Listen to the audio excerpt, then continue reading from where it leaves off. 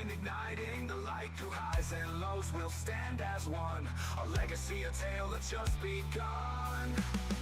Together we roar, together we roar. Detroit Lions will rise, with a heart full of dreams and the fire in our eyes. From the past to the future, we'll claim our own.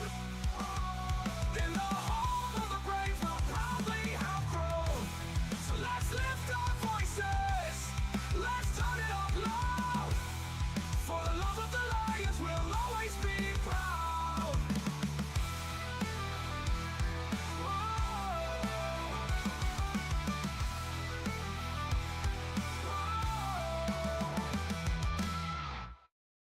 All right, welcome into the post-game edition, extremely late edition from last night. So we're going to be talking a little bit about the Detroit Lions and the Packers game from yesterday. What an epic win in Lambeau. It was so exciting to be there, but now I'm really feeling it. I think I caught some sort of a bug, man, sitting out in the rain for 5 hours or 6 hours, however long it was. Wouldn't trade it for anything in the world, but I feel like absolute ass today. So it was an epic win. It was a great game to be at. I'm glad I got to enjoy the day, a couple of days with Megan and us finally being able to get out and do something together. But man, I wouldn't have wanted to miss this one for anything. And thankfully we were able to pull it off and get out there. I can't say enough, how iconic the Green Bay Stadium is and the feeling, and all the, all the memories that you have, but I got to say, man, Packers fans, the ones we met out of the stadium, they were fine, but a lot of the ones that we sat next to, kind of jerks. And I'm going to start off by saying this. So the first thing that was said to me, when I sat down, these guys, they pull up next to us, and first question is, how many Super Bowls do the Lions have? And I looked at him like, what? What are you talking about? Yeah, how many Super Bowls do the Lions have? And he starts just running his mouth, about, Lions think that they're good, and, last couple of seasons they've been playing good, but how many Super Bowls do you have? And I looked at him and I said, one after this year. And he kind of chuckled, right? And he's like, oh, it's a good answer. That's a good answer. And I said, well, let's be honest here. You haven't won a Super Bowl in what? 13 seasons? 11 seasons, whatever it's been? 13, I think. You won 2 in the last 30? Outside of dominating the NFC North, you kind of shit the bed in the playoffs. At least, we're getting opportunities. We won the NFC North, went all the way to the NFC Championship game. Hey, we're starting something now. Maybe we're a little bit late to the parade here, but at least we're doing it the right way. So just kind of interesting conversation. Like, that's all they worry about. They think that they're title town. Okay, I'll give them their flowers. They won a bunch of NFL championships, but they've won 4 Super Bowls in the Super Bowl era. I mean, I don't know how that's, I mean, it's impressive. Sure, I'm not going to knock them because, I mean, of course, they've done something that the Lions haven't been able to do. But at the same time, I mean, I'm sorry, I'm just not that impressed. I'm just not. 4 Super Bowls in 60 plus years. Is that really that impressive? 2 in 30, 1 in the last 13. Is it that impressive? What's impressive is what Patrick Mahomes and the Chiefs are doing. What's impressive is what, Tom Brady did with the Patriots. That's impressive and rare. What's impressive is what the Bills did, and of course they didn't win all those Super Bowls, but at least they went. But anyway, I was kind of shocked that was the first thing that came out of their mouth as opposed to, something else. But, I wasn't going to be a jerk, or anything like that the rest of the day. I tried to have good conversation with the dude. And, of course, as the tide changed and the Lions are kicking their butt, I didn't turn into that fan. Nope. I just had good conversation. Love makes a great pass. Man, that was a beautiful pass. I wasn't ribbing the guy. I was just being who I am. But I tell you what, don't let us show up in your stadium because we turn it out. And the Lions turned it out again last night. Again. Showing up in droves. 40% of that stadium had to be blue. Had to be. Absolute incredible way to take over the NFC North. And, I should go grab the glove. Jahmyr Gibbs tossed me his gloves from the game. So not only do I have an iconic memory, but now I have a piece of Jahmyr Gibbs history from Lambeau and scoring that touchdown in Lambeau. So cool piece, man. Shout out Jahmyr Gibbs for tossing me the gloves, man. Way to represent and hammer it home for the Lions on that 4th down, man. That was an incredible run. Absolute incredible run. John Doe, I don't know what bus trips. So my bus trips didn't happen this year. My bus trips will be there next year. My bus trips didn't happen this year because nobody decided to put down their deposit. So if you guys want to go on the bus trips next year, they are already planned. They're already locked and loaded. We're going to start taking deposits as soon as this season ends. And you're going to have it's just like with Lions tickets. Like, you've got to start paying for Lions tickets at the end of December, right? Like January 1st, you've got payments due for your next season's Lions tickets. Same thing's going to apply for next season's bus trips. Even though we won't have all of the details, I want to see more Lions fans in seats, right? So if I want to bring 50 Lions fans and we pay, a rock bottom dollar, this is not a moneymaker. Any additional funds that we do make will go to a good cause like Rock On Cancer Foundation, but it would be minimal. It's just about the fan experience. Let's get some more fans to visit some more stadiums around the country and develop some good friendships, right? To have some good friendships. That's what it's all about, man. That's what it's all about. So appreciate it. Appreciate everyone joining me tonight. So I prepared a little bit. My head's pounding. I feel like crap. So I'm going to try to get through it. We've got a couple of really good segments for you this week. Eric and I are going to try to flip this upside down over the next couple of weeks and bring together much more high quality show in the morning now that he has a little bit more time and I can focus a little bit more myself. We're gonna try to get it done. So good evening to everybody in the chat. We've got Salty Pork Chops in the house. Steve K, John Doe, Becky Cook's in the house. Zachary Taylor, Trace, Mike P, Nick P, J Mommy. Hey, it's been a minute. How you doing? BD Buster's in the house. Daryl Bell. I don't think I'm missing too many. If I do, I apologize, but thanks for hanging in. Yesterday, I was trying to pull it off. The internet was not allowing me at the hotel last night. It just wasn't giving me the frame rate that I needed. It would have looked terrible. It would have been all sketchy and glittery, or glitchy. There we go. Lions rule, Bears drool, says Motown Mitch. I love it, man. I love it. So, how was the weather yesterday? It was terrible. It was absolutely terrible. I called it though. Did you guys see it on Twitter? I should pull it up. Did you guys see on my Twitter? If you follow me on Twitter, I called the Kirby Joseph interception for the win. I called it. way before the game, like Saturday. And that interception won the game. 17-14. If the game ended off that interception, that would have been the game. So big shout out to Kirby, man. He is absolutely on fire right now. And even though he didn't have his partner in crime, BB, for the rest of the game, which we plan on talking more about this week because there's more to talk about, of course. I feel like the NFL is, or whomever's behind it, they try to take our, one of our best weapons away on defense to try to level the playing field because Jordan Love sucks. Let's just put it that way. Sorry, had to say it. Sucks, injured, put an asterisk next to it. I don't care. We still won. I don't care. Lions have the Packers already packing. That's right, man. You know what? Kirby owns Lambeau. Like, he owns stock in Lambeau now. Straight up. He owns stock in Lambeau.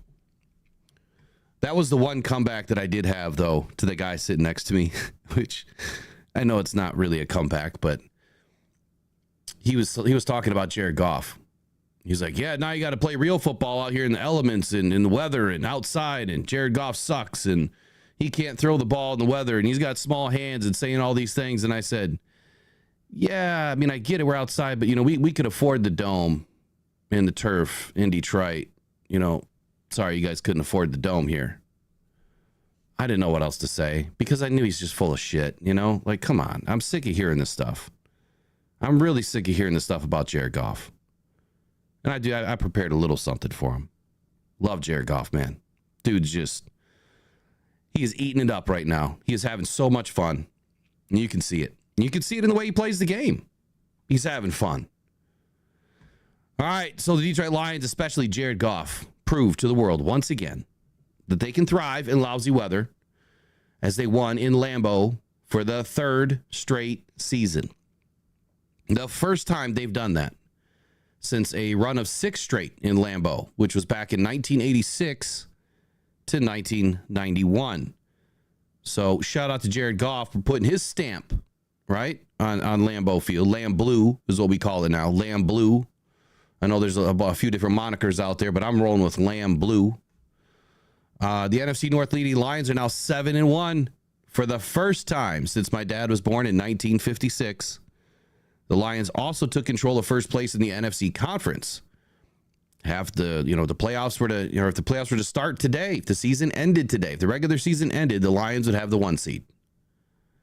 We just got to hold it now. We can't let it go. Can't let it go. Did I see any of the Lions slipping around in the rain? Question by Zach Taylor. He says, I only remember seeing the Packers slipping and falling when lining up. I didn't see a ton of that, but I will say this. Jahmyr Gibbs is lucky he slipped. He is lucky he slipped. There was a play there. They were coming down to our end zone, and he was running, and he went down.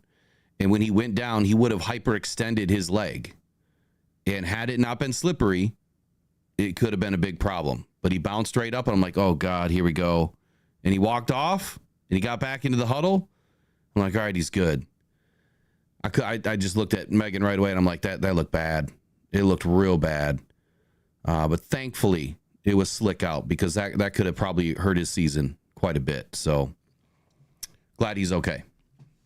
I don't think the Lions really suffered much for injuries yesterday. I haven't really looked, but I don't think we really suffered much for injuries, which was good. I don't think the Packers did either. I know that Wooden went out with an arm injury at some point, but beyond that, I didn't see much. Dan Campbell had a lot to say, or even just enough to say, right, about this win. The quote that I want to take from Dan is, "We are built for this, man. Just because we play indoors, it doesn't matter. We can play anywhere. We can play in the snow. We can play in the rain. We can play in the mud. That's just us. We are built to win." Well, you know what, Dan? You can play in my backyard too, man. Anytime you want, bring it. Let's get these guys lined up. Major highlights of the game, or at least some of the highlights. Now, the Detroit Lions withstood the second quarter ejection of Brian Branch. What seemingly felt as another intervention by the NFL or the referees to once again inject themselves into the middle of this game. Green Bay was trailing 7-3. Branch would look like a fairly routine play. I mean, we didn't have the benefit of all of the replays. We had the bang action, right down lower end zone, row 2. So it was kind of far away where this play happened from us. It was like on the other side of the 50. But it looked okay. It didn't look like he was targeting. Not like the other 4 or 5 non-called, non-flagged, non-ejected hits that happened yesterday in NFL games around the league. Not even close. I seen players yesterday launching with their helmets, directing the crown of their helmets. Brian Branch turned his head. When you actually look at it, he turned. And from what I gathered, I mean, when you slow things down incrementally into the play-by-play or replay, you can make it look worse than what it is. You can really sell something that isn't there. But if you look at it full speed and then slow it down half speed, it did not look that bad. He was already in the air. He was trying to make a play on the football. I don't think Brian could see whether or not that he caught the ball. He was just trying to make a play. Now, the hit on Bo Melton was an incompletion. It was along the Green Bay sidelines. Of course, they were all going crazy. But then Branch, the only part of this that I didn't like, was the double birds to the, the referee crew, or, the sky eye, or the eye in the sky, which I assume is where he was sending that to. But drawing another unsportsmanlike conduct after being ejected. Now, I've never heard in my entire life of, and at least since they started doing this eye in the sky, or, New York reviews, like the last decade or so, where they can eject a player. I thought that had to come from the refs on the field, and they had to at least discuss it on the field. That the replay officials can make suggestions, but the actual call has to come from the field. They blamed New York for the call. The New York kicked him out of the game. Well, I would like to know who in New York kicked him out of the game. I didn't look to see, if that name surfaced. Has that dude even played football? But here's my 2 cents on this whole thing, because I'm going to cover it again later on this week. Here's where I think that this rule needs to go to. Look, if Brian would have knocked the guy out of the game, here's a simple way to look at this rule. If you accidentally hit somebody helmet to helmet, which happens, okay, and you knock the guy out cold, and he's got a concussion, and he has to leave the game, you're out. That's simple. I think it needs to be that simple. If you knock a guy out, you go out. That player can't re-enter the game. Fair enough, right? Eye for an eye. Come on, let's go back to the old days. Eye for an eye, tooth for a tooth. You knock my guy out, you're knocked out. I think it doesn't get any easier than that. So there's that side of it. Or it needs to take 2. You get your first one, you get your warning, you get your 15-yarder. Maybe you have to sit out a quarter or the rest of the quarter, whatever it is. And if you get a second one, you're gone. Because I think when you criminally try to attribute intent, that takes a lot of evidence, man. It takes the burden of evidence to hit somebody with intent.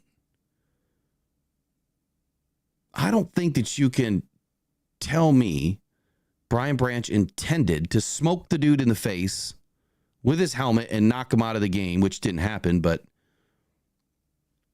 you don't know what he was thinking. I mean, let's look at it from the other side of this. It's an extremely wet field, extremely poor visibility. He couldn't stop himself if he wanted to. So I think that that's where the rule needs to graduate, is you either need to make it 1 for 1. If my player goes out of the game, then you got to come out of the game. Or you need to have at least 2 instances of targeting in one game, where the first time you get your penalty, second time you're ejected and a penalty. So there's that. Jared Goff, like I said, he's proved wrong the world again. The pundits again. I listened to some things on the way home today, and I just can't believe the crap that I'm still hearing. And I'm gonna queue up some of this stuff probably for some of the morning shows this week and talk about it. Listen to some audio of some of the other guys talking about Jared Goff, because you still hear it. You still hear it. That they just don't believe in what Jared Goff can do. They don't believe in who Jared Goff is. He's just now went out there and in a monsoon, and not only, through 18 of 22, was it? 18 of 22, but he's on target with all of his passes. Didn't skip a beat. Didn't let the weather bother him one bit. And to take it to the next level, Jordan Love couldn't do that. Jordan Love, he left his guys out to hang. He hung them out to dry all game. He was throwing the ball, far left, far right, high, low, making these guys stretch for the ball. It's already wet enough as it is. You want them catching that ball in their chest, man. When it's wet like that, you want them to be able to corral that ball, hug that ball. You don't want them catching it out here or up here or over here. Yeah, your great ones are going to be able to reel it in. The guys with the bigger hands are going to be able to reel it in. But the large majority of NFL players in that kind of weather, no, not going to happen. Not going to happen. So Jared Goff was not only pinpoint accurate, but we'll talk about a couple of other things here. You can't doubt him anymore. You just can't. Like I said, I'll get into this more this week too, because I have some other things that I'm going to prepare for segments. But just know that Jared Goff is doing things that nobody has ever done in the NFL. Over the past 6 games, Goff has now completed 82.8% of passes and has a 140.1 passer rating. Both the best over any 6-game stretch in NFL history. Tom Brady, Patrick Mahomes, I don't care their name, they've never done it.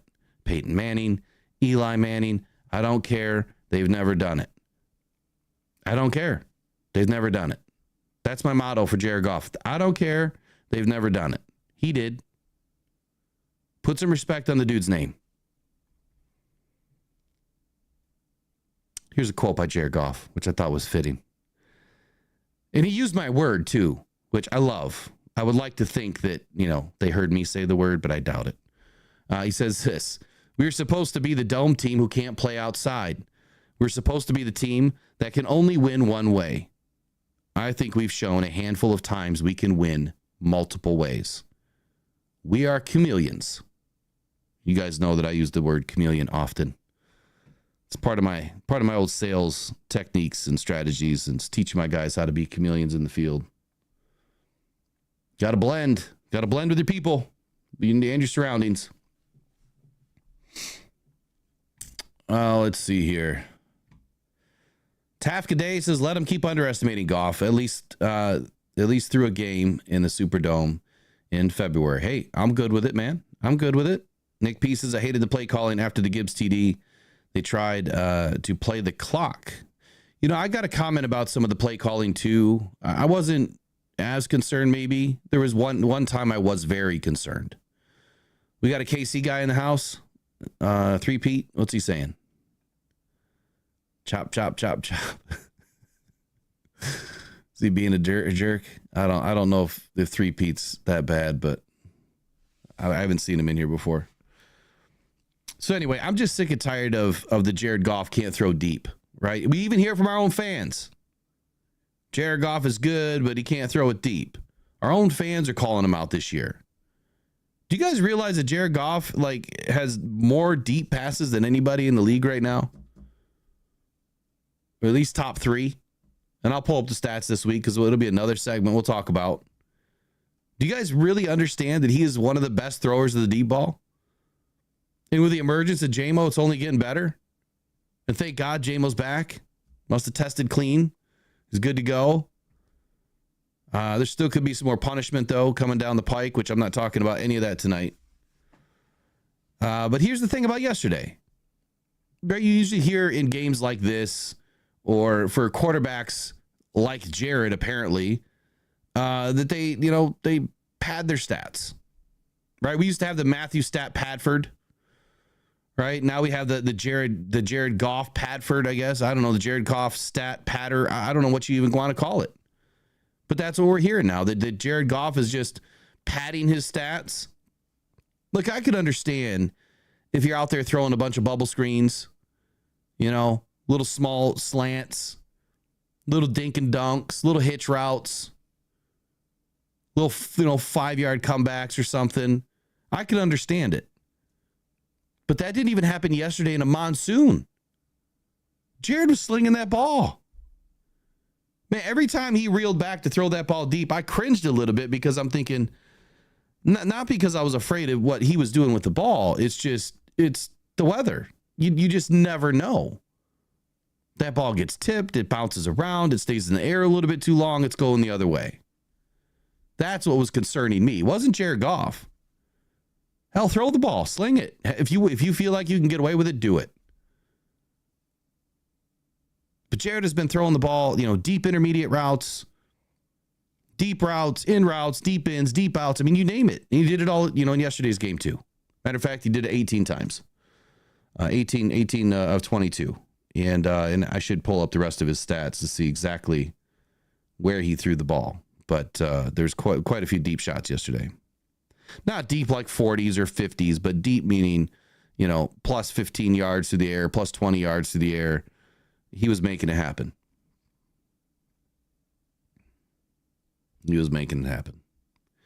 Shout out to McKinney from Green Bay, saying that you don't respect the Detroit Lions. Well, guess what?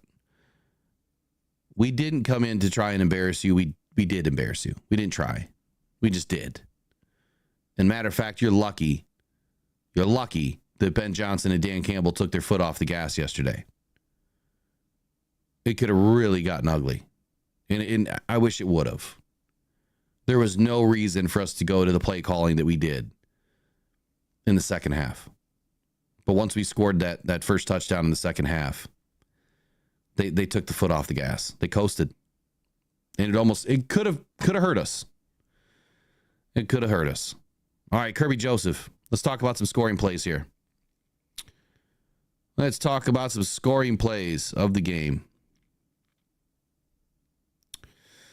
All right, so number one. Well, let me back up. Hold on here. Let's back up. We'll talk about Kirby. Kirby scored on a 27-yard interception return in my end zone where I was sitting. He was just down the next section. Kirby was so excited, he didn't even know how to celebrate. He didn't know what to do. I was just watching him like, what are you doing, dude? Are you going to celebrate? He's just bouncing around, laughing and trying to hug his dudes. It was hilarious. He was like a little kid in a candy store for his first time. What an epic pickoff and run back for a touchdown. Fans in my area, the Green Bay fans, not happy, obviously. Not happy. But facing a second and 2 from Green Bay's 38. Jordan Love rolled right under pressure. He had pressure almost immediately. Alex Anzalone was blitzing through the center. I believe he was heading up the B gap. And Love's pass that was intended for Jacobs was kind of not really a pass at all. It was kind of like a flick. He just kind of flicked it. And at the same time he's flicking it, he was, under pressure. And that ball ended up in Kirby Joseph's hands. And after Levi sprung him for a 27-yard interception return, Lions put up 6 more points. Now, Joseph's pick 6 was his 6th interception of the season. Kind of fitting. Now, he's tied with Green Bay's Xavier McKinney for the NFL lead, but he's picked off a pass in 5 of Detroit's last 6 games and became the very first safety to intercept at least 14 passes through his first 3 seasons. It has not been done since Ed Reed, 2002 to 2004. You want to talk about a guy to compare yourself to? Well, I don't think Kirby's a hitter like Ed Reed. But Ed Reed's that dog. Ed Reed is the guy that everybody looked out for on the field. And he was vicious, man. But he had those ball hawking skills. Ed Reed was fun to watch. So if Kirby's looking up to players like that, that's a good player to look up to.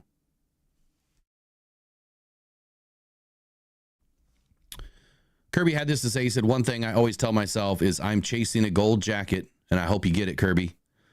I always tell the boys, what do you want your legacy to be? Every time I'm out there, I'm just showing on tape, this is who I am, and this is who I'm going to be.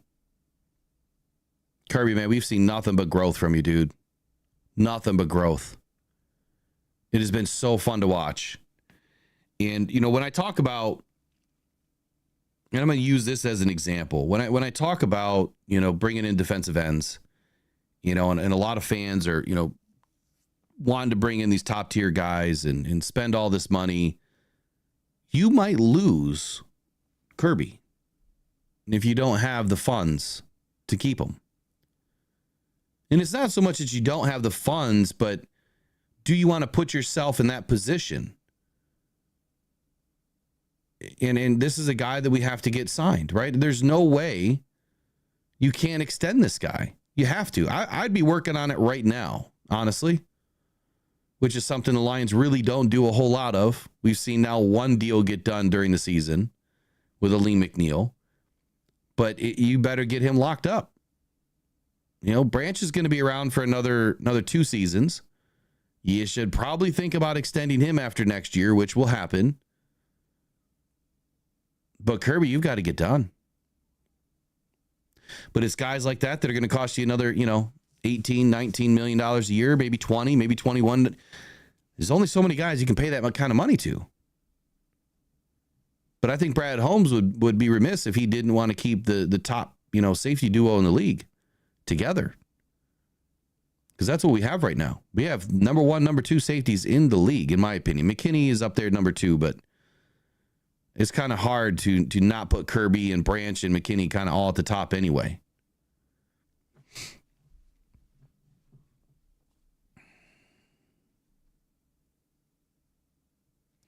David Lyons ran into David yesterday. It's a great game, man. Glad I got to run into you yesterday. It was good, man. It was good being at the game. There's nothing better than, you know, you're just getting drenched, you're getting rained on, you're snuggling, you know, on the field watching the game, just trying to stay dry. We stayed dry. You know, the suits that we bought before the game, you know, were perfect, but Amazon delivered those right on time. So we stayed dry outside of, you know, a few areas, but it was a blast, man. It was a good time. Those are the memories that, you know, you can never forget, and they don't come often. Iconic stadium, first place at hand in the NFC North. Could be the game that the Lions never lose first place from, and you're there taking it all in. I forgot to get the game day pin, and I'm really disappointed in myself. With everything going on, I totally blew it. Did not go to the pro shop. Totally blew it. All right, so here's another, stick a feather in your cap kind of moment for the Detroit Lions, for Jared Goff. You know, the guy that can't play in the rain, the guy that can't play in the cold. Do you guys remember Week 18 of 2022? Do you remember what happened that game in Lambeau? Yeah, we won that game too. So the Lions now have more scoring drives, ending in points, than incompletions over the last several games. 30 scoring drives, 17 incompletions. It's insanity to me how well this team is playing right now. And to think, if what Dan Campbell is always telling us, right, that this team is nowhere close to where it's going to be at the end of the season, can you imagine where we're going to be at the end of the season? Like, this is insane. If this trajectory is still going up and we haven't flatlined yet, are we going to drop 80 points on somebody? And are they going to allow them to do it? Yesterday, we watched the Lions convert 2 fourth downs into touchdowns. Not convert to first downs, touchdowns. And to do that in a monsoon, again, you know, the first half wasn't as bad. The second half, it really picked up. But let's talk about our scoring drives for just a moment. On the Lions' first possession of the game, The Lions drove down the field into a 4th down situation around the 5-yard line. In my end zone, right? They just flipped the field. Quarter just ended, and they got to come down to our side. So instead of taking the points, which I thought that Dan probably was going to knot it up there. I thought, okay, he's going to go in and kick a field goal. Nope. The Lions made the Packers jump instead. 5-yard or half the distance to the goal, encroachment, or whatever it was. I think it was half the distance to the goal. Put him around the 3-yard line. And then Goff doesn't do the thinkable and hand the ball off. I'm thinking, okay, we're going to smash it right up the middle. No problem. No. The dude rears back and throws a corner fade to the backside shoulder and hits Amon-Ra St. Brown in one of the craziest throw and catches I've seen this season. I mean, just absolutely perfect. You couldn't put the ball in a better place. But Jared Goff can't throw in the rain. I forgot. And Jared Goff's not good enough with his cadence to get you guys to jump offside either, right? I don't know. Oh, Megan got amazing pictures of the celebration, Steve. Amazing pictures. Like, it's crazy when you go back and look at what you actually got on your phone. She got some amazing pictures. I'm going to be getting copies of them and doing some stuff with it this week, baby. So the second Lions possession where they scored, the Lions were, there's a third possession. I apologize. Third possession. Finished with a Jake Bates field goal, leaving the Packers 58 seconds to end the first half. All right. Lions are up 10-3. Lions would get the ball, and the Lions would get the ball to start the second half. So I'm thinking, all right, Packers are probably just going to go in. Maybe they're going to run it, try to get 20, 30 yards or whatever. Maybe take a shot, maybe attempt a field goal and then end it. I guess one would have thought at least that the Packers would have tried to run the ball given the situation of the game, just trying to end the half. But nope. Instead, Matt LaFleur gets greedy. Jordan Love gets pressure up the middle by multiple Detroit Lions players, and that's where the pick is thrown to Kirby Joseph. The score is now quickly 17-3, under 35 seconds to go in the first half, and the Lions are getting the ball to start the second half.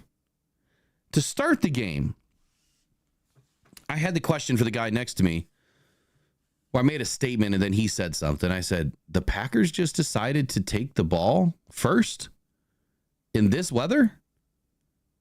They're not electing to defer and get the ball in the second half and try to figure out what's going to happen in this game first?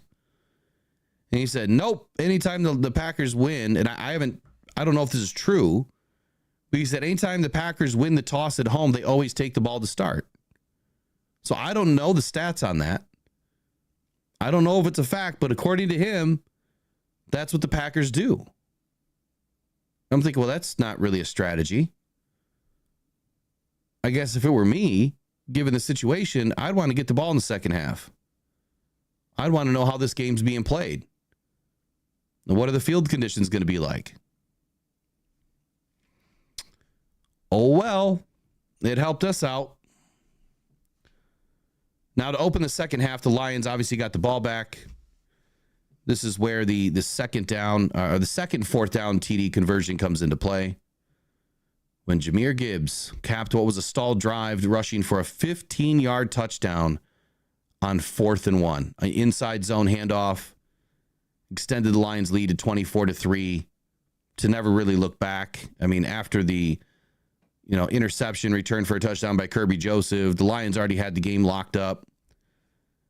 But this is where LaFleur, and I didn't know this happened until after the game, had some very choice words for either Dan Campbell or the Detroit Lions sideline, somebody, where he just muttered the words F off, looking at the Detroit Lions sideline. I mean, how funny is that? And by the way, it was Matt LaFleur's birthday yesterday. So we gave him his ultimate birthday present right along with Jerry Jones. a big L on the birthday cake.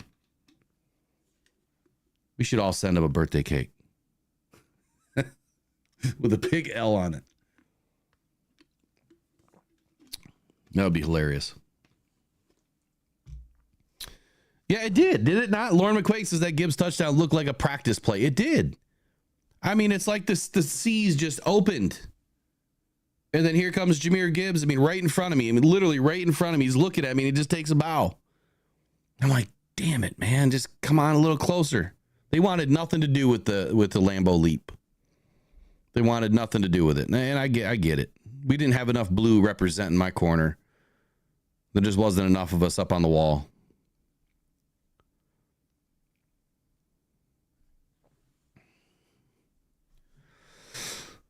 Oh, Matt LaFleur. Matt LaFleur's a good coach, though. I will say that. He is a very good coach. Very, very good. Very respectable coach. But yesterday, man, he's got his butt kicked at home. He was feeling it. He was feeling his words. So on the next drive, when the Lions got the ball back, this is where I got concerned. Now, walk with me on this for a second here. The Lions received the punt with an extra holding penalty backing them down to about the 6-yard line. Right? They're back down into my end zone again.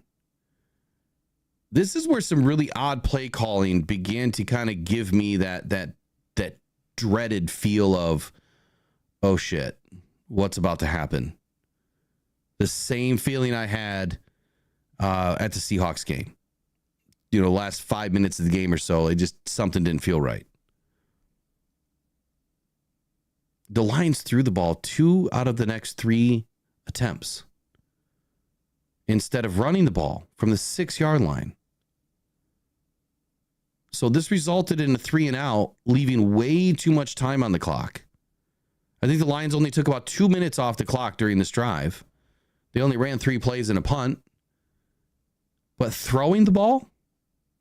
Why are we throwing the ball on the 6-yard line? Like, I would have thought, run, pass, or run, pass, run, but not pass, run, pass. Not from the 6, because when Jared Goff rolled out on the 1, I mean, he was really close to the goal line.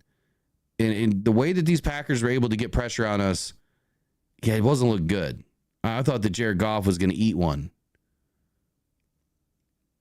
That play calling is where I say the Lions kind of took the pedal off, right? The pedal off the gas, if you will.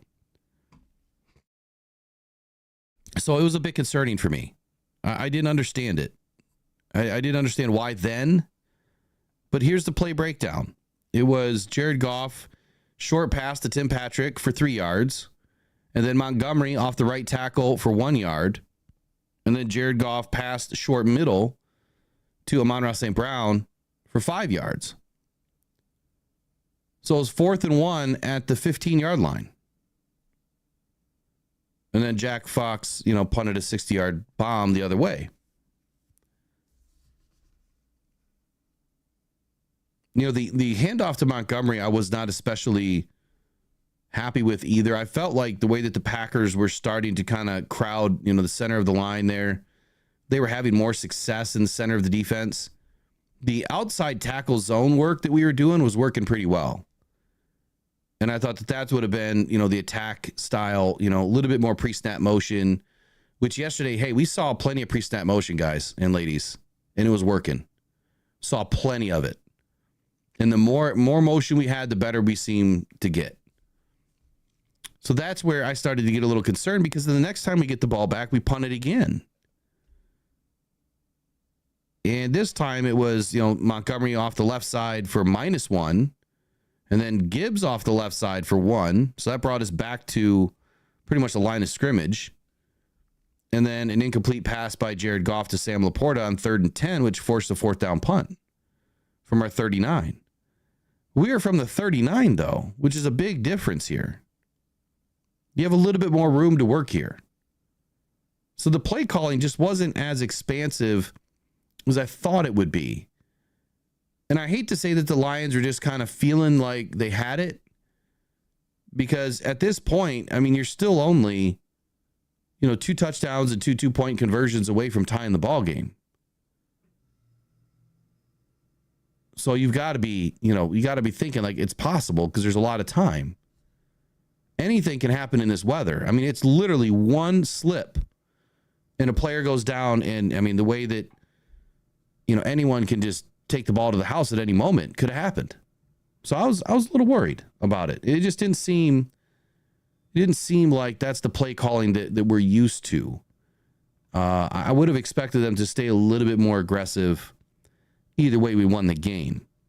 And then, of course, the next possession after that, we went 6 plays in a punt.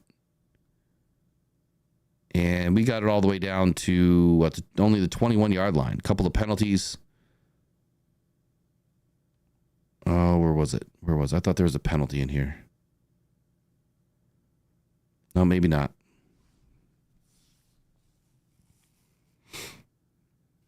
Either way, the Lions finished the game well. It's just that play calling to me, like just keep doing what's doing, right? Keep doing what's working.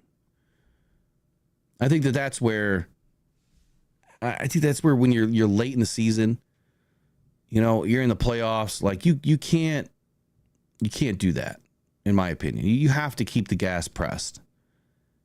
Your only goal is to get first down. If we would just got a few more first downs, I mean, this game would have ended a lot quicker. And we wouldn't have had to worry about it.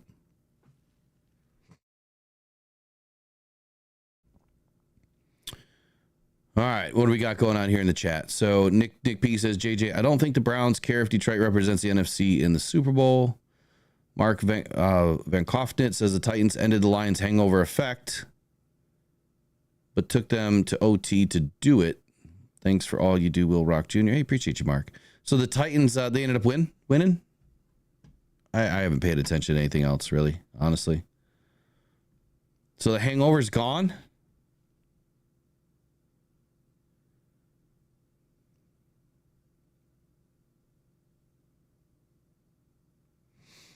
Man, Panay was, he was battling yesterday. I see Nick P where he says Panay took out the whole side of to create that hole. Man, Panay was he was all about his business. You know who was looking really sluggish though? Is DJ Reader. Like he's looking kind of like he's beat up, man. Something. He didn't look right yesterday. He looked really slow. Like he was hurting.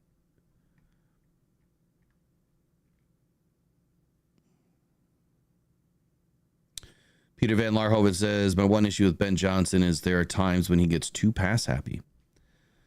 Yeah, we can pass, though. That's for sure. But I think that there, to your point, has to be the right time, especially when you have a big lead. I've just never seen a team that passes with a big lead. Like when you have a big lead, your number one goal is to run the clock out. Now, granted, we complete passes, so the clock still runs. But if you drop one, especially in that weather, I guess for me, 2 and 2 add up to 4, right?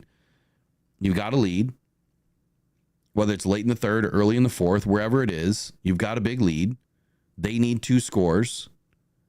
So whether you run the ball and fail or pass the ball and fail, it doesn't matter. But running the ball does something that passing the ball doesn't. Number one, it keeps the clock running. Number 2, it gives you more control over the ball. You are less likely to fumble it than you are more likely to throw an interception in bad weather. So run the ball. Continue to run the ball. And that also wears down the defense. Number 3, it prevents your quarterback from taking a huge sack, which can then flip the field. Had he fumbled the ball for a touchdown, or he takes a big sack and now Jack Fox has got to punt the ball away, but it's now going to give them an extra 10 or 15 yards because he kept backing the ball up.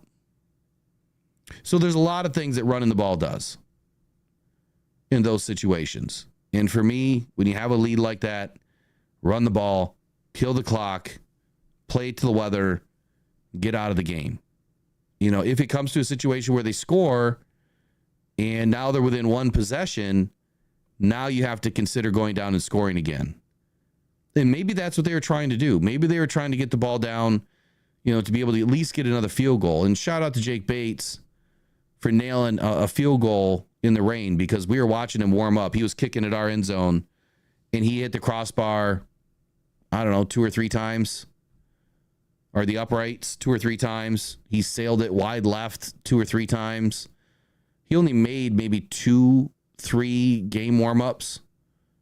Was not looking good. Was not looking good at all. And so I even told everyone around me, I'm like, well, I hope he doesn't have to kick a field goal in this game because it's not looking good. And then he comes in and kicks a field goal. It was a shorter field goal, but I was a little worried about it, as I think anybody would have been. All right, on the Packers side of the ball, though. So let's talk about the Packers. What are the big differences here? Penalties, drop passes, missed field goals, botched handoffs, off-target passes, and off-target snaps.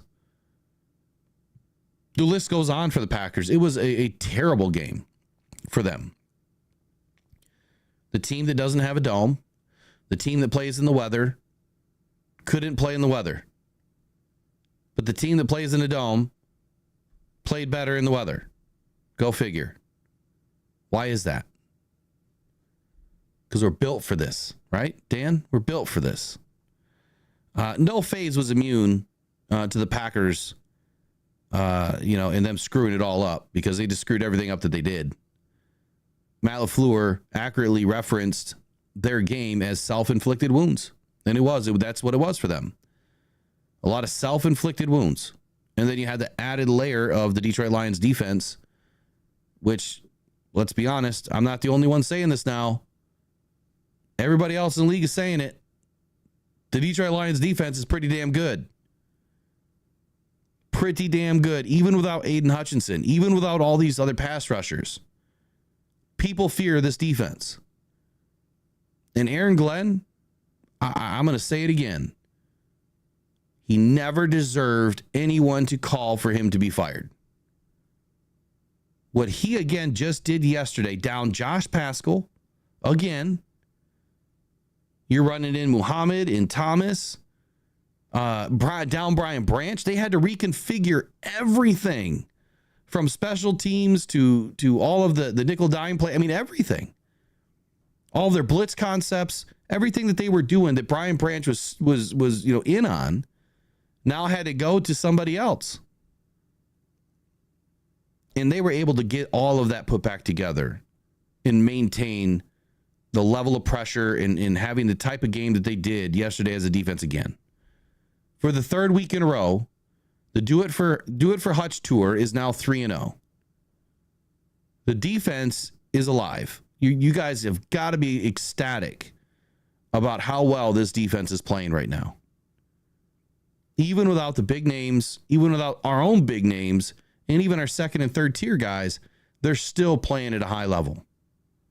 Is it sustainable throughout the rest of the season? I would like to think so. Obviously we're going to have Josh Paschal back soon. BB should be back next week. He may drop another game to suspension. But I think that we have to be, a little bit rest assured here that the Detroit Lions backfield, these DBs, they're not to be messed with, man. Top tier safeties in the league, they're not giving up big yards. They're making big plays. The turnover ratio, we are winning the turnover margin like I haven't seen out of a defense in a long time. Remember when I compared this defense to the 2014 Lions? It was after training camp, the first day of training camp. I came back and did a show and I said, man, this is the best defense I've ever seen. And this was after practice. I could see it. I could feel it. It was different. And now here we are, 4 months later, and it's the best defense that I've ever seen.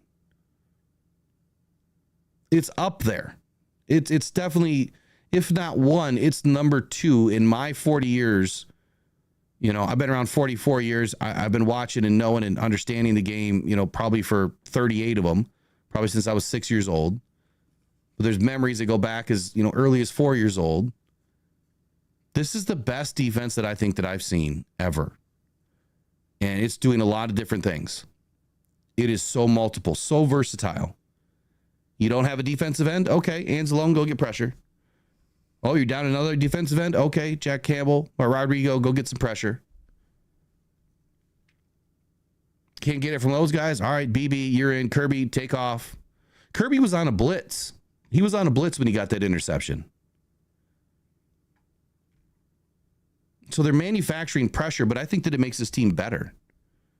I think it makes the team better when you can count on everybody and not just somebody, not just one player, not just two players. You can count on all of them to do their job. What do I call it? Hive defense. Hive defense.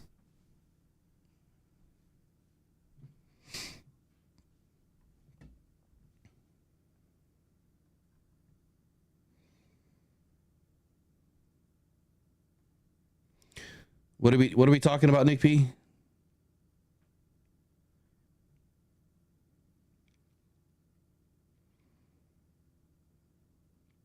We talk about J-Mo and Martin.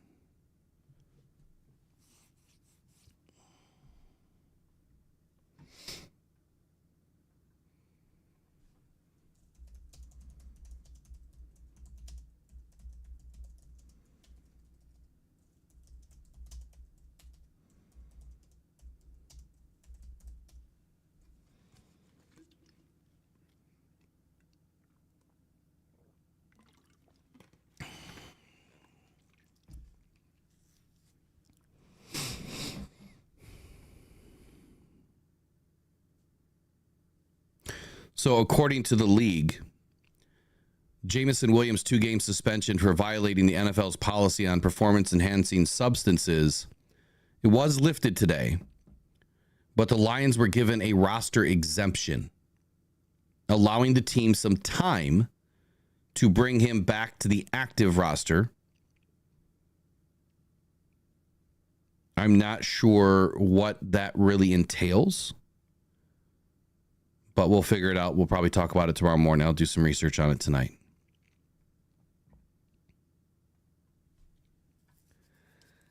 So anyway, on the Packers side of the game, Jordan Love really hung out his receivers to dry in this game. Like he made them stretch all over the field. You can't do that in this kind of weather. The difference, Goff put the ball on the numbers, in the breadbasket, on the chest plate, whatever you want to call it, right where it needed to be. The biggest difference on this team from any other offense in the NFL, and I don't think that every offense is this way, the biggest defense is this. We don't have a bunch of divas begging for the ball. We don't. You know, one game you may have Sam Laporta get one target. And the next game, he may get 6. He doesn't care. He only cares if they win the game. Amon-Ra St. Brown, he doesn't care if he gets all the targets, half the targets, or none of the targets. He just wants to win the game. He wants to do his part, play his role. That is the difference with this team now. These guys are so keyed in on playing for each other, playing for the city, playing for the fans, because the fans are showing up. The Jared Goff chants yesterday, incredible. On some third downs, I feel like we were louder than the Green Bay Packers. There was 78,000 fans there yesterday. And I would say 35,000 of them Lions fans. Loudest group in the bunch. Going through the corridors on the way out, it was a sea of blue party. Packers fans left early. But not having divas on this team, you know, and having a coach like Dan Campbell that is as real as they get, and having a hive defense, which I've been talking about, you guys have been listening to it for a while now, that is actually starting to show up, not just in the game, but also on paper. It's taking this team to the next level. It all works. And that's what it's all about. All right, let's look at some next-gen stats here. Jared Goff on the day, 81.8% completion percentage. Incredible, man. Absolutely incredible. Completion percentage over expected, 16.7%. 16.7%. Jordan Love, minus 2.1%. Jordan Love's 23 of 39. I can't believe that they put up the ball 39 times in this game. You can't put up the ball 39 times in a monsoon. You just can't. My goodness, the Lions evaded another one. I forgot about that stat last night. I'll talk about it in just a second. Deep shots. They're saying that Jared Goff had a deep pass percentage of 0%. I'm not sure why. That doesn't make any sense to me. But his time to throw was 2.86 seconds. So, again, he was under a little bit of pressure. His pressure rate, he was pressured about 34.8% of the snaps. He was blitzed 34.8% of the time. And he was in play action about 43.5% of the time. When the Lions can run play action, we win games. They also had 3.5 average yards of separation. Here's the difference between what Jared Goff does and Jordan Love does. Jordan Love had 3.6 yards of average separation. So he had just as much, if not more than, what Jared Goff had. And he couldn't complete a pass. He couldn't get it to his guys. And he threw on a tight window 25.6% of the time, which means that our DBs were hanging tough all day. They were on those guys like they were shadows. Jared Goff threw in a tight window 18.2% of the time. So it's good play calling. It's route recognition. It's Jared Goff knowing where to put the ball, when to put it there. It's Ben Johnson calling the right stuff. And it's these guys in there executing play after play after play. And that is the difference between Jared Goff having to throw the ball half as many times with an 81.8% completion percentage.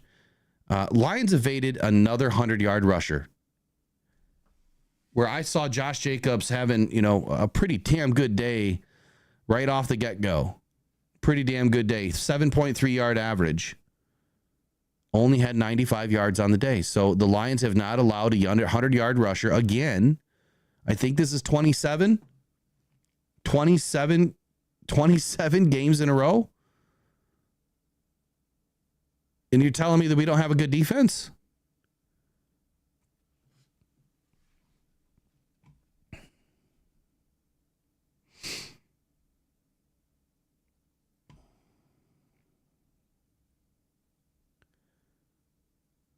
League pieces, Lions average yards per carry isn't that great. What are you talking about? The Lions running backs?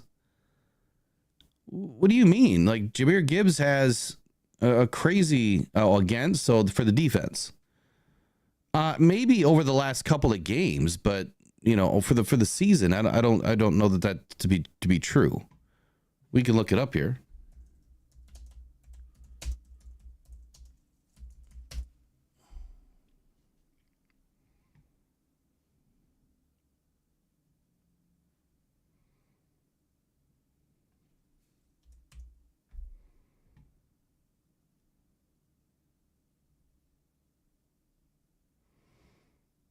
Let's take a look here.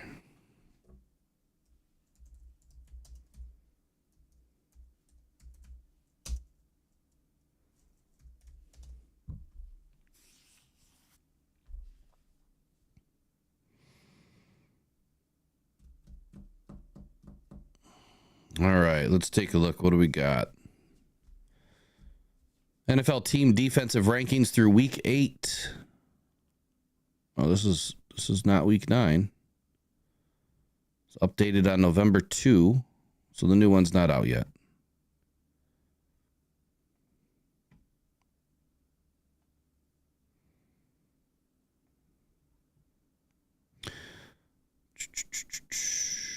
Yards a game.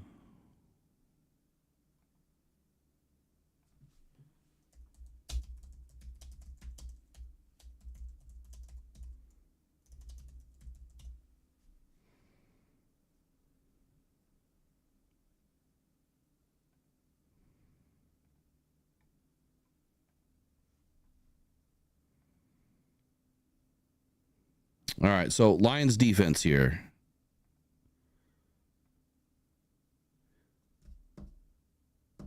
This is not what I want.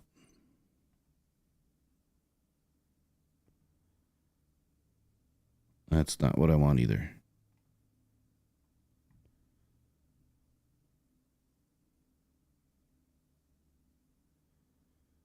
Unbelievable.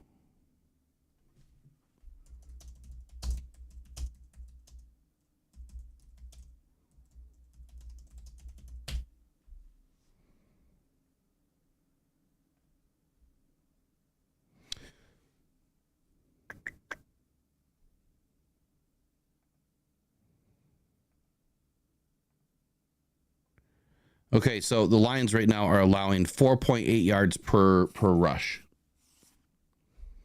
4.8. So they're in the bottom, you know, 5 of the league right now. Okay. I'm good with that. I mean, it's not where we want it to be. It's not where he was. I mean, it was up in the, you know, the high 3s.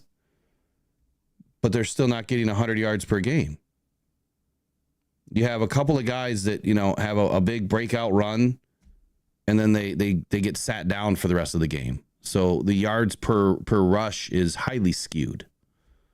So it's highly skewed, Nick. I mean, I don't know how to better explain it. You know, these guys aren't carrying the ball 20, 30 times a game.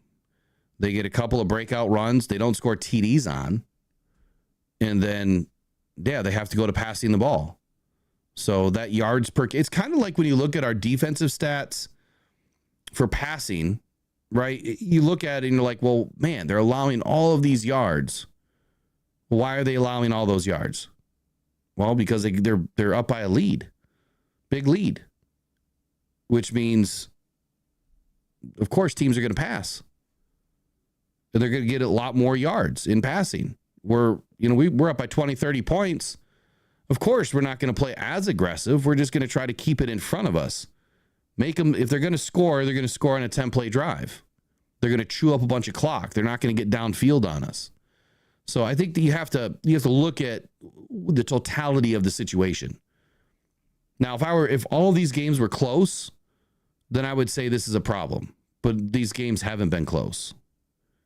And I think the Lions are averaging close to, 40 points a game right now? Something like that. Nick, they just stopped the run, dude. Again, no 100-yard game for anybody. Houston was all over the field yesterday. All over the field. They played great games. They did an excellent job. I mean, look at the score. They didn't even allow them to score a touchdown until the fourth quarter? And that's a good point by JJ, because that's also very true. Hutchinson allowed a ton of rush yards in just about every running quarterback. So it is what it is. I'm good with it.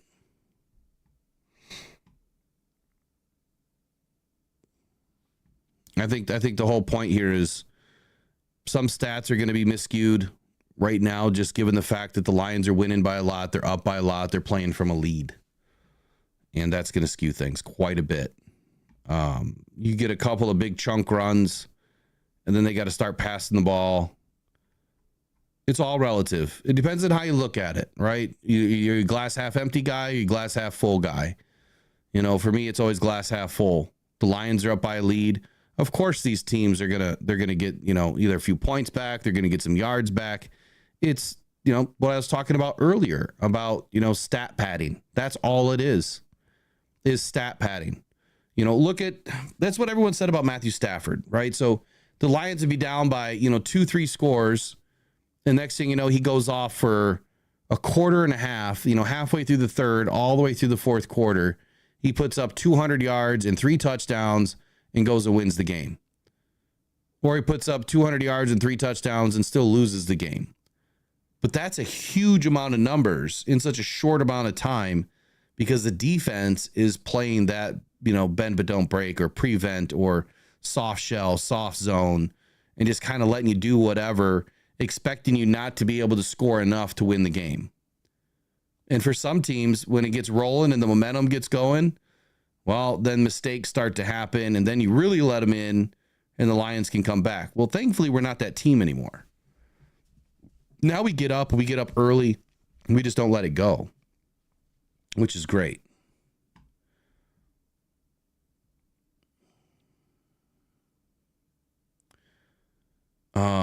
Yeah, Nick, I would advise just to look at some stats a little deeper, because Hutch's worst part of his defense is the run game. Worst part of his defense was the run game. Some takeaways by Green Bay. And I don't want to make this about Hutch or anything else. It's not really what tonight is about. But there's definite true stats out there, and what you're saying is not exactly accurate. Here's what the Packers are talking about. Number one, name a miscue. The Packers made it. That's absolutely true. Number two, the sequence spanning halftime decided the game, and it really did. So despite the litany of blunders, the Packers were down just 7-3 late in the first half, and the defense got a stop in the red zone to force a field goal. But down by 7 with less than a minute on the clock, Jordan Love, and they highlight this, playing through a groin injury. I love how they highlight that. Appeared to try to do too much, looking to flip a short pass to running back Josh Jacobs as he got outside the pocket. Obviously, Kirby Joseph returned it for a touchdown. I mean, if you have to really write your articles and highlight playing through a groin injury, then, anytime I talk about a player, I'm going to say, yep, bruised his toe, broken fingernail. I mean, why not? Because they all have injuries. They're all battling something. Every single one of them. They're all hurt. They have been since week 1. Here's what I will say. Here's the biggest miscue. And this is not written by any Green Bay Packers site. Here's where they screwed up. You should have played Malik Willis. You should have played Malik Willis. You should have played Malik Willis. Not saying he would have won the game, but Malik Willis had the best opportunity to hurt this Lions team. His legs, his mobility, his body size. He has a cannon for an arm. I don't know how well he plays in weather. But utilizing the RPO option and the fact that Josh Jacobs was having some early success, had you married that up with Malik Willis, or even had Malik start the second half, they could have had a real chance. They especially with BB out, they could have had a real chance had they went with Malik Willis. Is what it is. But I think that was a defining moment for Matt LaFleur. He rolled with Jordan Love, and he even said, right after or during halftime, they went up to Jordan Love and asked him if he could go anymore. Like, they were concerned about it. And he wanted to go. So he wanted to keep him playing.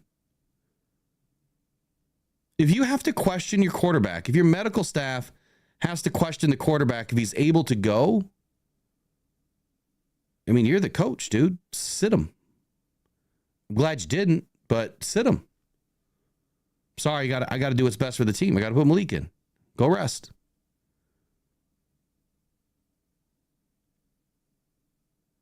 I think they have a problem now. I mean, you just handed all this money to Jordan Love, and you just brought in a guy off the street pretty much with Malik Willis. I mean, you got him for next to nothing. And I think Malik can play just as good as Jordan.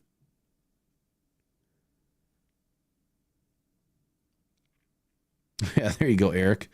Goff had a bad ankle and small hands. Yep, there you go. I don't even know if Jared Goff's hands are that small.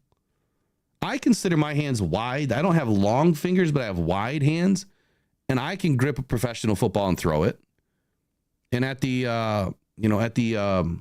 Pro Football Hall of Fame, they have a few quarterbacks' hands, molded onto footballs where you can kind of test how big your hands are. There was only one of them that was like way bigger than my hand. So I guess, do a lot of quarterbacks just have smaller hands? I mean, I think that the smallest ones are what's his name? Who's that quarterback that was playing for Pittsburgh? that probably should have never made it out of the draft. My goodness, what was his name? He was just traded this year too. But he has small hands, really small hands. So I don't pay a lot of attention to, I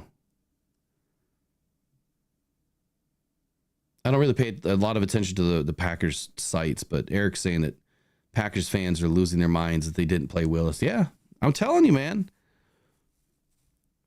I really believe it. I really believe that would have been their better shot.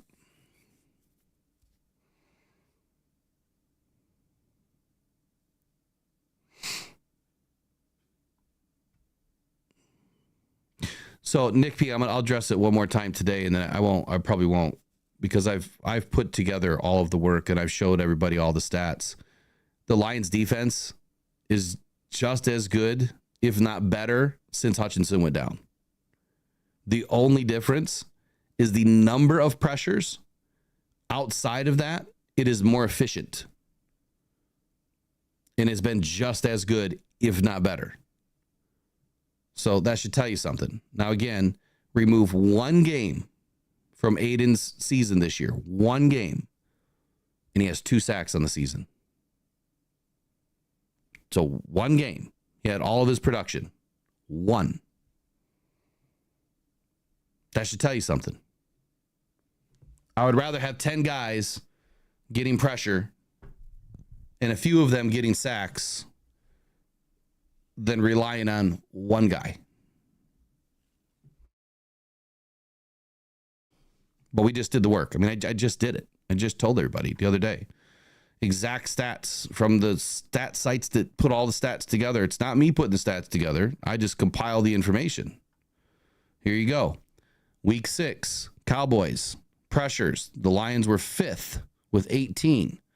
Pressure rate was 5th best at 47.4%. Sacks, the Lions had 5. Out of those 5, Aiden had 1. Time to throw, the Lions were giving up 3.0 seconds of time to throw. Week 7, Aiden's not there.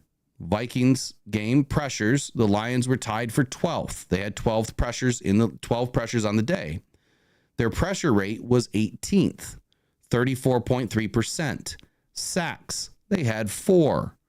Time to throw was rated 10th in the league at 2.96 seconds.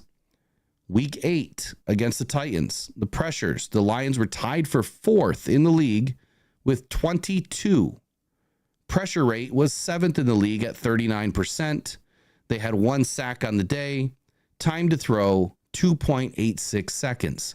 So the time to throw is dropping, which means more pressure on the quarterback. They've had 4, 8, 9. They had 9 sacks out of those 3 games were anybody but Aiden. They've won all their games handily. They're not allowing a bunch of rush yards. They allowed some pass yards because they had huge leads. And, the Lions defense has 7 takeaways in that span and just interceptions and a few fumbles. The defense has been better. You can't ignore it. It's been better. Like Dan Campbell said today, look, we're trying to get something done. They're on the phones. They've got their, irons in the fire. They would love to bring somebody in, and I hope that they do. But if they don't, they have the guys to get it done. They absolutely have the guys to get it done. Without a doubt.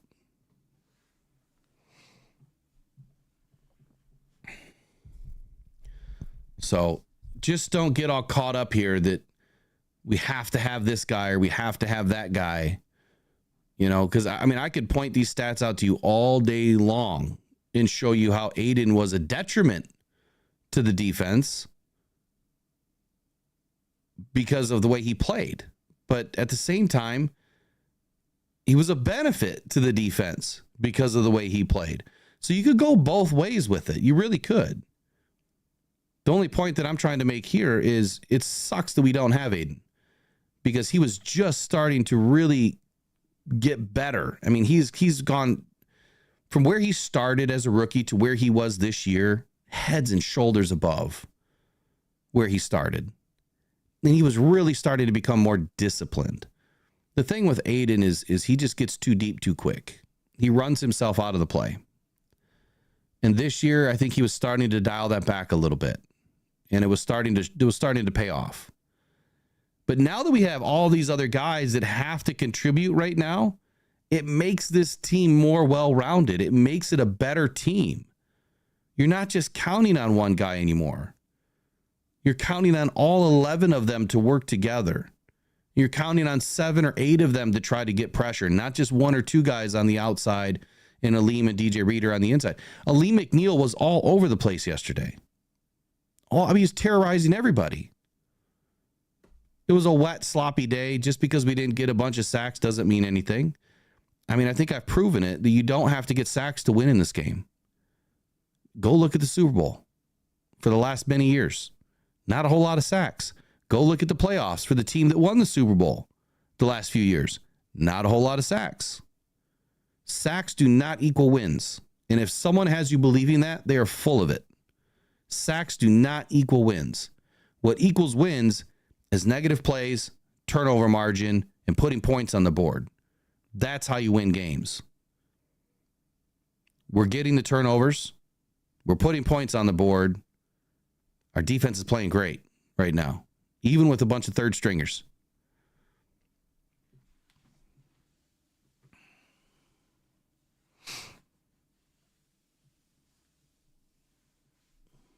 Yeah, Bill, I agree with that. Hutchinson brings a lot of disruption. Absolutely does. Absolutely does. And that's what he's so great at, man. He is very disruptive. The only thing he's not great at is discipline, which he's getting better at. I don't have all the stats in front of me here, but I could get them here in just a second.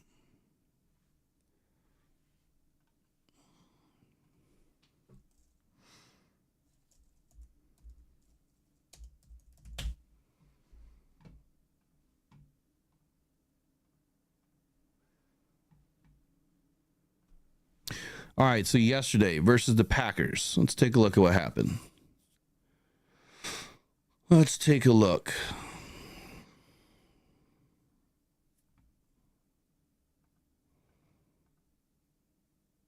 Rough day. Rough day for the defense. As far as grades wise. I mean, it's in a monsoon. I don't know what you expect. But let's start at the top. Kirby Joseph.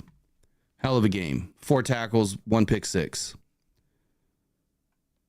And coverage-wise,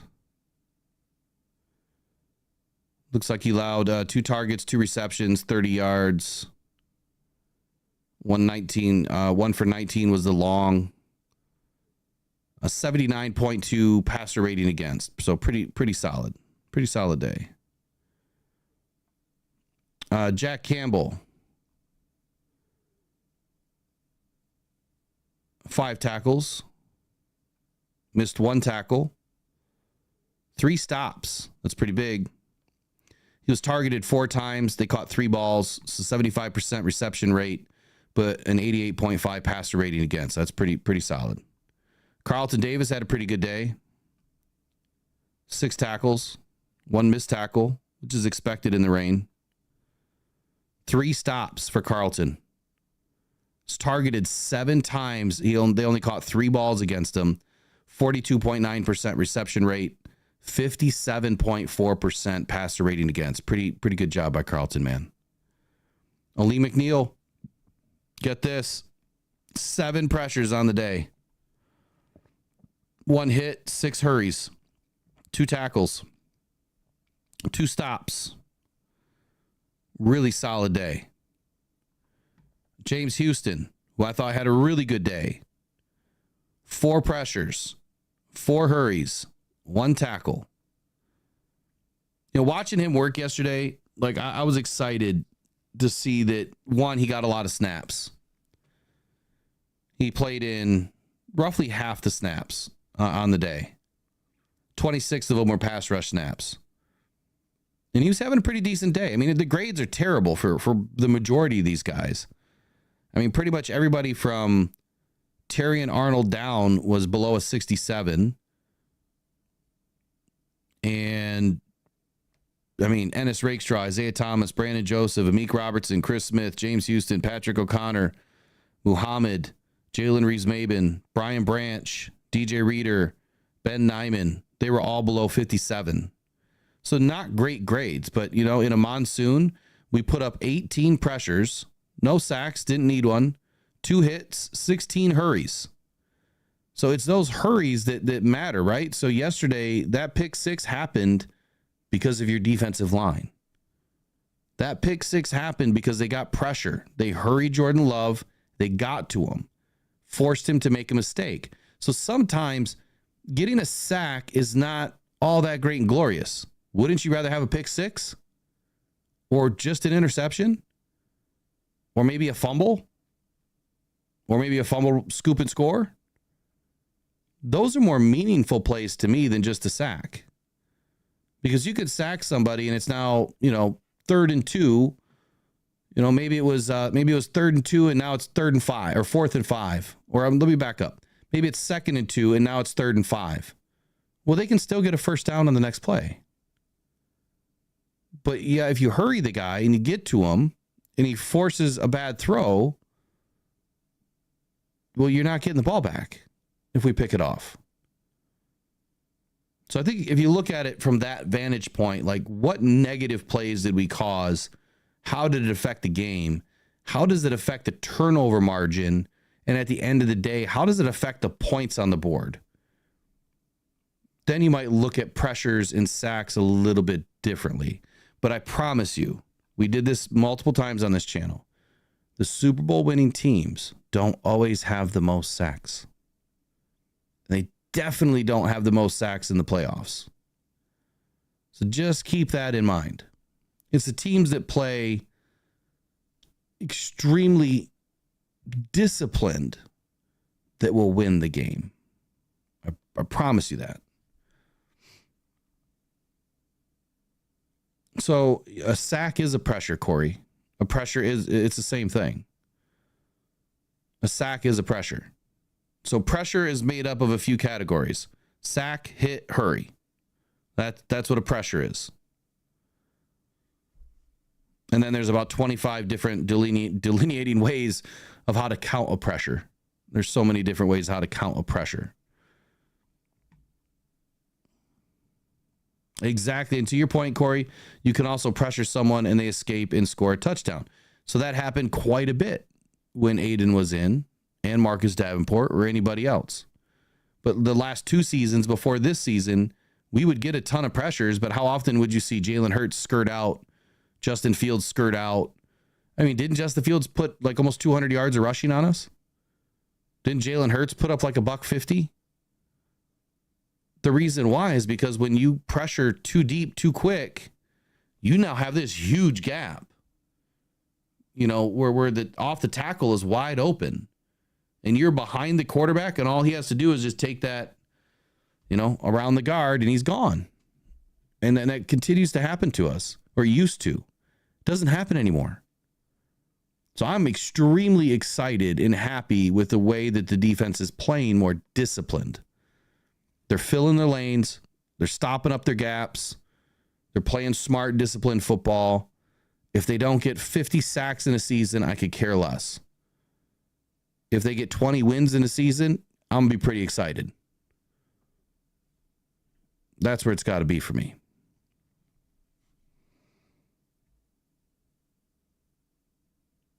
So good pressure by Aleem in this game. DJ Reader was not very effective in this game, and I don't know why. I can't wait to go back and watch the tape. He just looked really slow yesterday to me. Really, looked like he was hurting. I know I said that before, but he looked like he was hurting. Hopefully not. And red zone defense has been, exceptional. Aaron Nick, absolutely. And Corey Patterson, that's a good point. Just don't want a repeat of San Fran, where pressure got us nowhere. Didn't even touch Purdy. You know, dude, that's a good point. You know what? Let's look at that game real quick. And then I'm going to end it for tonight because I feel like crap. I feel terrible. Hopefully I'm good tomorrow morning. All right, here we go. I can't believe I'm going back to look at these stats again. I hate this game. All right, since Corey brought it up, the Lions had 21 pressures in the NFC Championship game. Or the conference championship game. 21 pressures. 3 sacks, 3 hits, 15 hurries, 2 batted balls. Just looking at those stats, you're like, wow, that's a phenomenal day. Crazy good day. Aiden Hutchinson that day, he only had 3 pressures, no sacks, 3 hurries. That's it.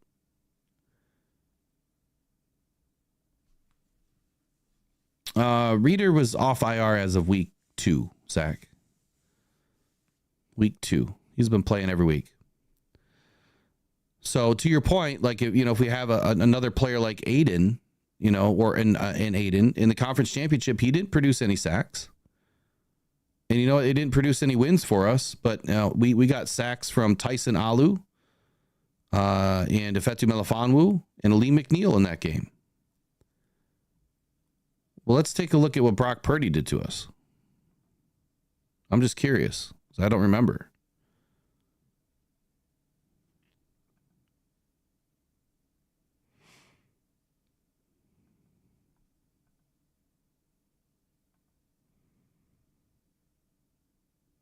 Brock Purdy had 5 runs for 48 yards, 9.6 yards per attempt. And he had 3 running plays of 10 yards or more.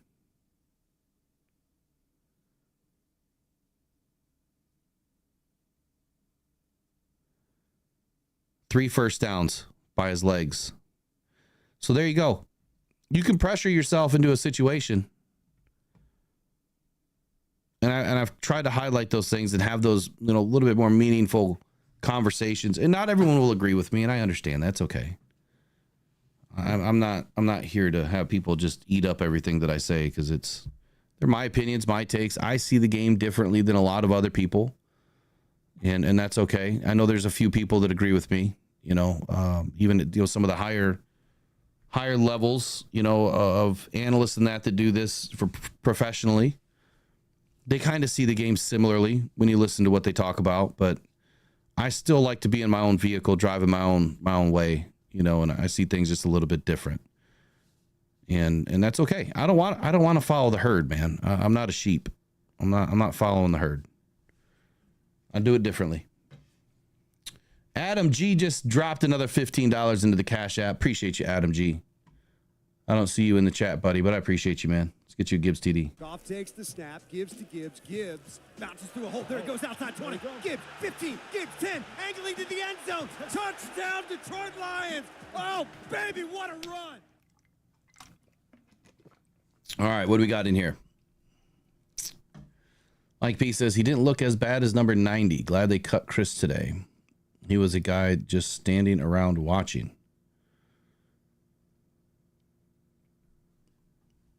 Mike, I'm not following you. Did we cut Chris?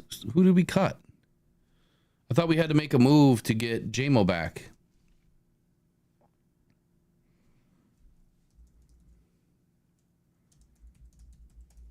And we brought some guys up to kind of fill in.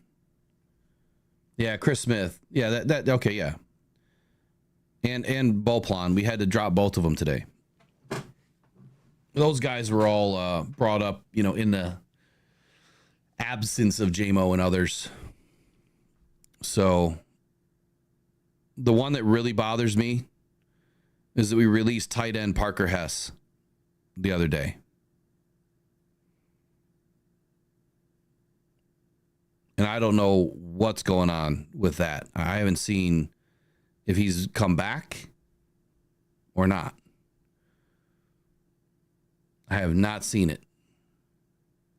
Parker Hess, in my opinion, he is a big part of this team. He has been all season. But now we're getting into the time of the season where, you know, we're going to have to get as many defensive guys back as we can.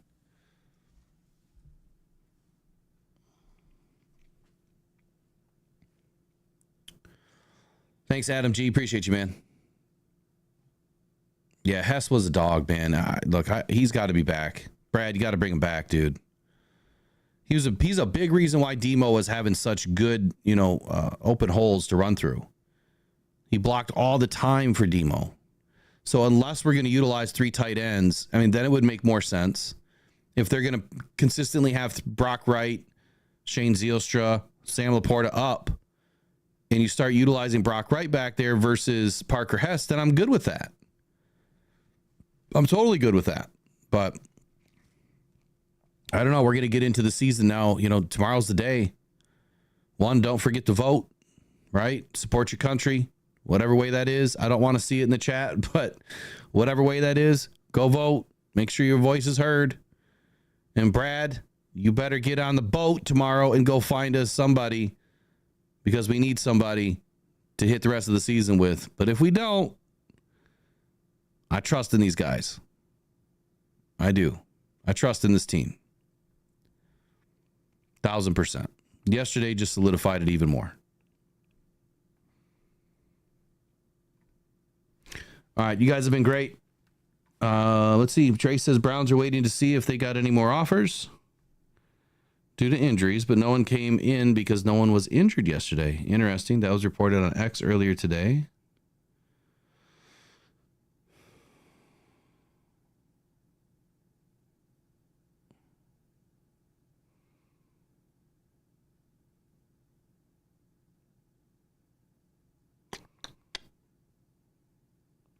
So, Bill, I didn't see who we re-signed. I mean, I thought that they were bringing Martin up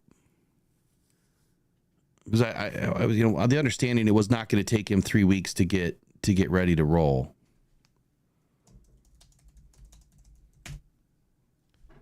Let's see here. Man, my head is just pounding right now.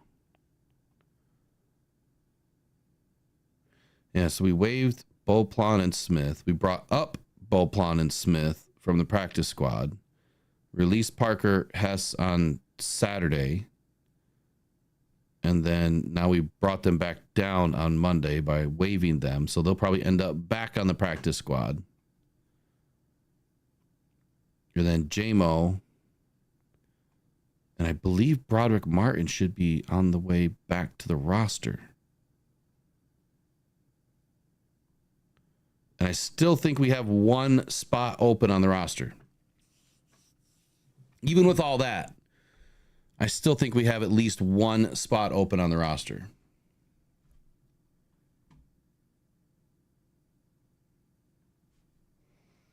So, all right, I'll see you guys in the morning. If I don't get the thumbnail done tonight, it will be done in the morning by 7:30 or so.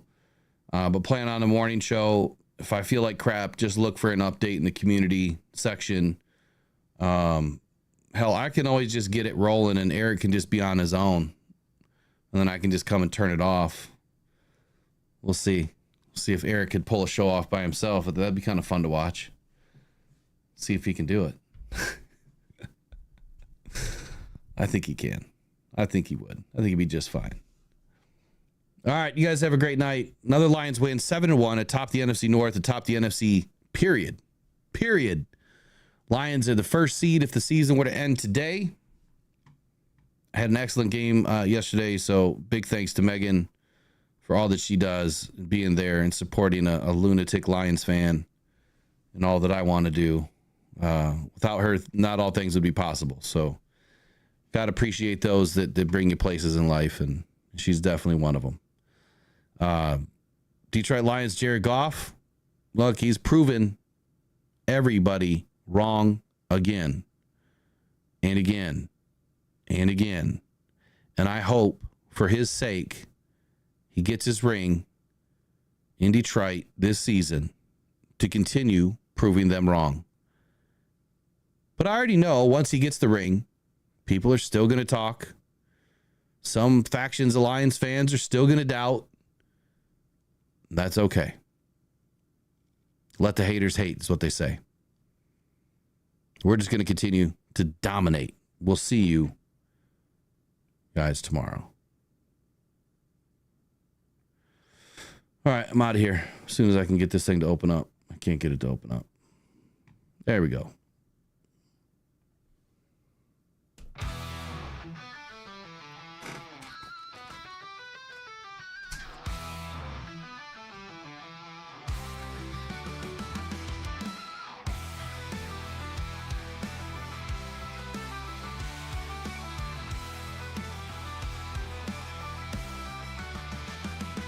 In the city, where the roar meets the night, the Lions charge, ready for the fight. No more hearts and steadfast pride. Detroit spirit, we wear it white. Feel the drive, hear the crowds embrace.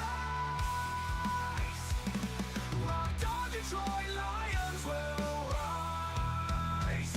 With a heart full of dreams and the fire in our eyes. From the past to the future, we'll claim our own. In the home of the brave, we'll proudly have grown. In the city, where the roar meets the night, the Lions charge, ready for the fight. Noble hearts and steadfast pride. Detroit spirit, we wear it white. Feel the drive, hear the crowds embrace. Rocked on, Detroit Lions will rise. Rocked on, Detroit Lions will rise.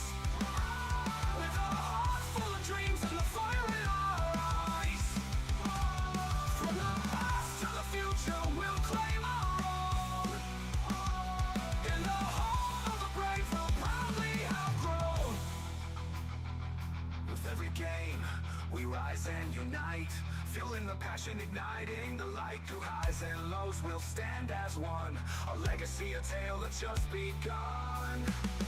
Together